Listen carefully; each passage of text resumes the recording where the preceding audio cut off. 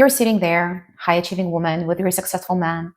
He's busy, and you're thinking, why do I feel so lonely? You're building a business, and maybe you already even got to your financial freedom that you've been seeking for, but somehow that intimacy that you once had and experienced with your partner is almost gone.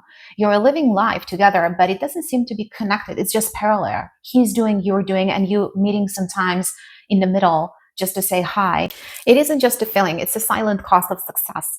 And today we're going to be unpacking why is it happening and why is it happening more commonly than we think. And the most important part, how to prevent it to happen in your relationship. I'm Maria B, and I work with women and couples in entrepreneurial relationship to help them to keep this connection besides succeeding in their business. For many driven couples, the journey to success feels like a mission. You're growing, you're working, you're both busy, and it's completely fine. But what gets usually sidelined is actually the nurturing of the relationship. Understanding that to create the connection deliberate is a must in this relationship, the same way you are growing your success and your business or businesses. And that's where the loneliness creeps in. One of the most common words when people describe why that they are getting divorced is that we drifted apart.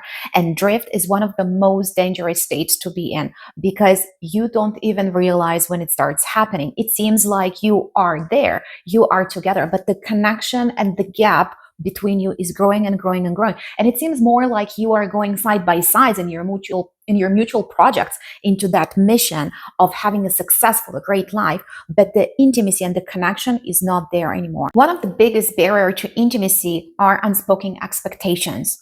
We expect them to understand what exactly we need and in which way and how. And he will usually kind of expect, well, that's the way it's supposed to be. And this is the most toxic trait of majority of relationships, even though that the people aren't. But to have expectations that were never been spoken and being offended by it or to grow resentment over it, it's a relationship killer. So how do we fix it? And here is how the Max 3C method comes in, because it is clarity, confidence, and connection. And I've been going to be talking about it all the time because I'm obsessed with understanding how the results are shifted the moment we start implementing those 3 steps and thinking in a different way. The first thing you need to do is to get clear on what is that connection you're seeking. I have spoken to a lot of couples, especially entrepreneurials, and they're like, well, we are working on it. We're going to intimacy workshops and self-growth seminars.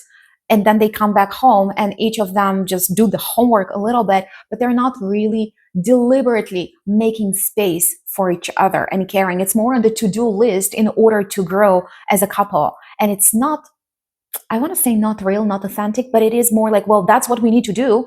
So you're doing it. But you notice that the results are not there. So to understand what is that connection you are seeking in for both of you in this relationship, what is the definition? How do you see it happening? It's a must. So how do you see your connection? Be very specific. Does it mean that you need a weekly check-ins? Does it mean that he will be in touch with you during the day, and how often? What will make you feel loved on Saturday morning? All of those nuances have to be spoken, but before that, they need to be clear for yourself and for him. The second one is confidence. And no, it doesn't mean that you need to be stronger. It's the confidence to be weaker around him. It means that you will say, I'm failing. I'm not holding it up together. I do need your help. I cannot be without you. Yes, I do need your presence in my life. If I didn't need your presence, I wouldn't be married to you. Besides the house and the success that we want to have, I chose you because it's you. Your partner needs to see that you need him as well. That you're not only that CEO of your success project that have it all done and figure it all out and juggling and you're amazing and superwoman. He sees those ones. You need to open up and show that sometimes it's so difficult that you want to scream. And yes, it means that the boundaries will come in here and you need to carve and to be very intentional about what is that you want and need in the relationship, not just to accept, but to be able to give him. Set your non-negotiable and be strong about it. That is what real confidence is. It's not being strong, independent woman, because we already know that you are. Been there. I know how it feels. And the third one is connection. And I love this one because people just say, oh, we lost touch, we lost connection.